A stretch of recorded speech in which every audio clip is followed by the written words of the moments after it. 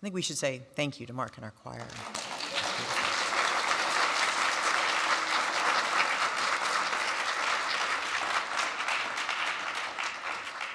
In a moment, we will partake in our flower communion, one of the uniquely Unitarian Universalist rituals, as Michael told us earlier.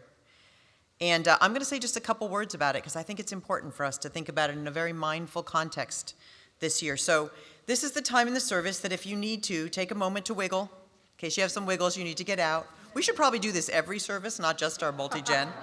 We'll see if it works. So last week we gathered in a different kind of worship. It was our annual meeting. It was very worshipful.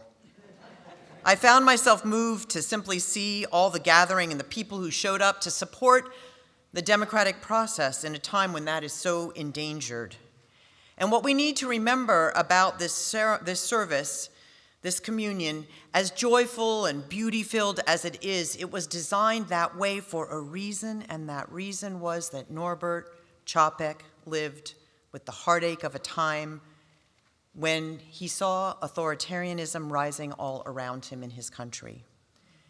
So now perhaps in other years, we would have honored that as sort of a nostalgic look back towards something that we knew would never happen again in our world.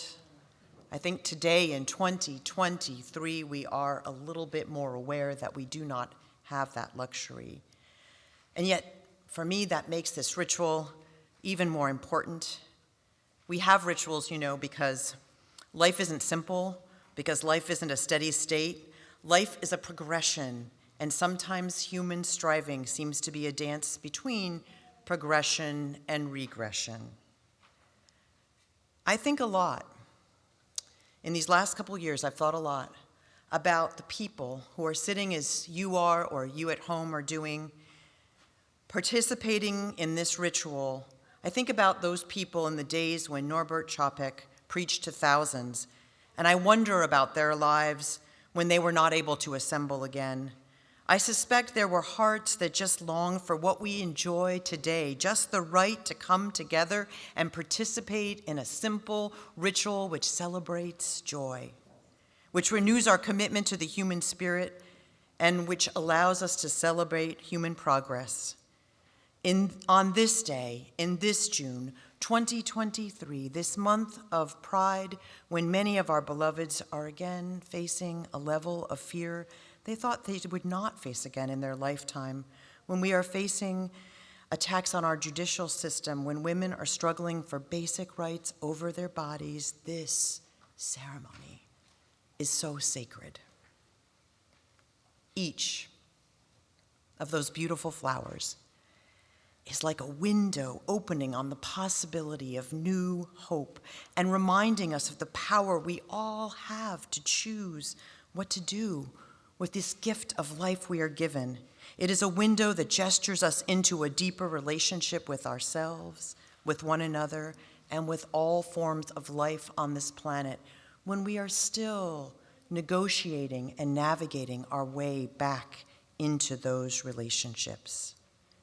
Today, I am asking that we make this flower ceremony, this ritual, one full of mindfulness of these gifts, the gift to freely gather in a place that's grounded in both science and in the spirit, in a place that knows that we cannot choose one, but must find the intersection between them, in a place where we can hold our deepest aspirations.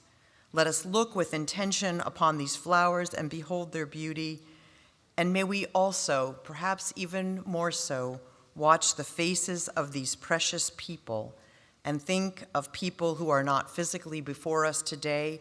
Perhaps we'll see some of their faces, I know, on the screen, and some of them we won't see. We can look at the ones who walk by, and we can look at the ones we wish were walking by, and take a moment, maybe in the next coming days, to reach out to them. For that is what we celebrate today.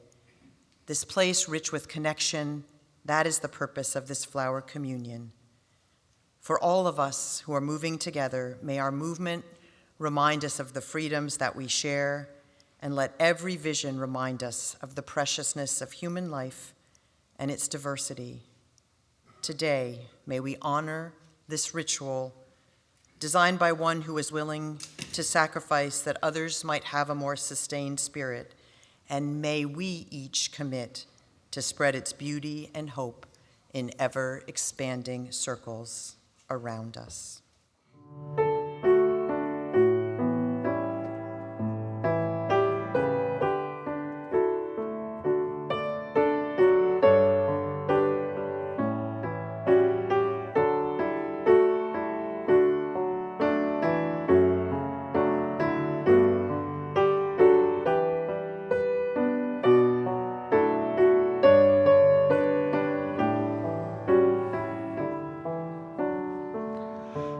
Starry heavens, worlds of all splendor, suns without number, new life and gender, wheeled in a wheel with the light brightly glowing, moving in harmony, God's vision growing.